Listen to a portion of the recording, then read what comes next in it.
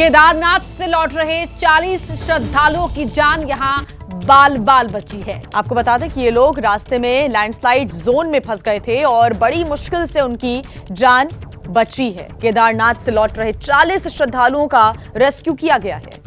सोनप्रयाग के पास ये श्रद्धालु लैंडस्लाइड में फंस गए थे। बीती रात 10 बजे से ये 40 श्रद्धालु वहां फंसे हुए थे।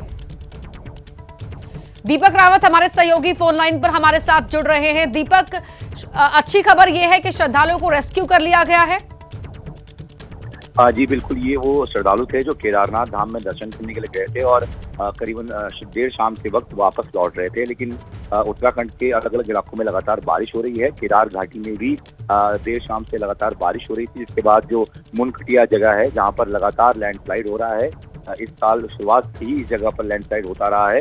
तो ऐसे में जब यहाँ पर लैंडस्लाइड हुआ, ये 40 के करीब जो श्रद्धालु हैं ये वहाँ पर फंस गए, जिसके बाद क्योंकि वहाँ पर पहले से ही एसडीआरएफ और एनडीआरएफ की टीमों को तैनात किया गया है, ऐसे में एसडीआरएफ टीम ने पत्थरों के बीच से इन तमाम 40 लोगों को बाहर निकाल लिया है, यानी कि सोनप्रयाग की तरफ निकाल लिया है। फिलहाल के लिए उस जगह पर यात्रा रोकी गई है, क्योंकि वहाँ से आगे जाने का कोई रास्ता नहीं है जब तक जेसीबी की मदद से इन पत्थरों को नहीं हटाया जाता या फिर लैंडस्लाइड की घटना रुक नहीं जाती, तब तक ये पैदल यात्रा जो है वो शुरू नहीं की जाएगी। तो अभी के लिए केदारनाथ की जो पैदल यात्रा है वो फिलहाल रोकी गई है।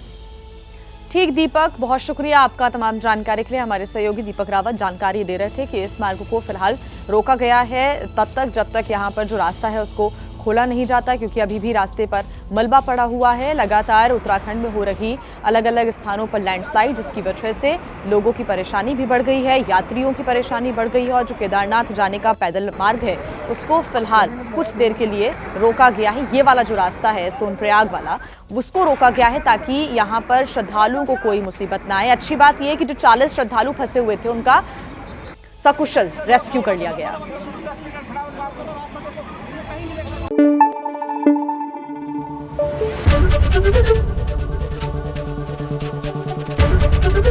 एबीपी न्यूज आपको रखे आगे।